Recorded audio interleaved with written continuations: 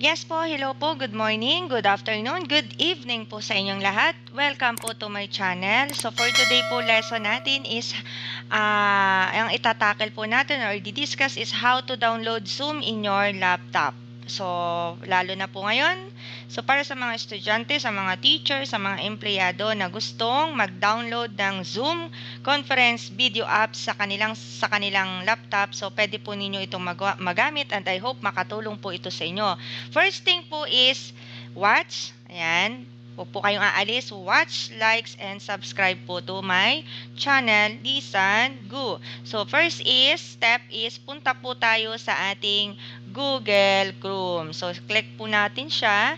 And then, type po natin sa link back ang zoom.com. Okay po. Okay.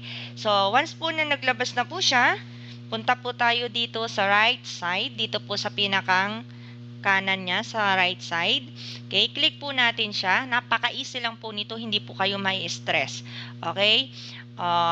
Click po ninyo yung more tools and then punta po kayo sa create shortcut. Click natin to and then create natin siya. Once na na-create na ninyo yan or na-click na ninyo ang create, punta po kayo ngayon sa desktop. Ayan, makikita po ninyo sa desktop, ando na po si Zoom. Okay? And then kung gusto po ninyo mag-start na to join the meeting or hosting a meeting, okay, punta po kayo dito and then open po ninyo yung video conferencing web apps ninyo.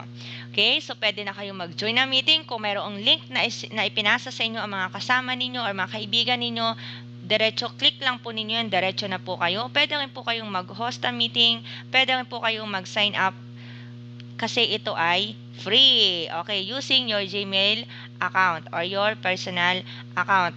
And then, kung gusto na po ninyo siyang i-uninstall, madali lang din. May nakikita kayo dito sa taas na 3 button. Click ninyo yan, uninstall ninyo, click this, and then remove.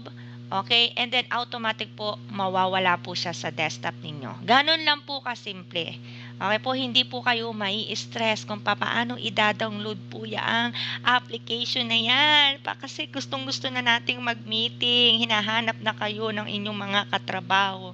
No? So, napaka-easy lang po noon. Wala po kayong stress out doon. Hindi nyo na kailangan pumunta pa sa download, mag-run administrator pa kayo, bla bla bla, kung ano-ano po. Sana po ay may natutunan po kayo sa video na ito. And same lang po siya doon sa pagda-download ng Google Meet. Ilalagay ko po sa description box kung paano po i-download din yung Google Meet. Okay? I hope may natutunan po kayo guys. Salamat po sa inyong lahat. And please subscribe to my channel, Lisan Go. See you guys. Bye!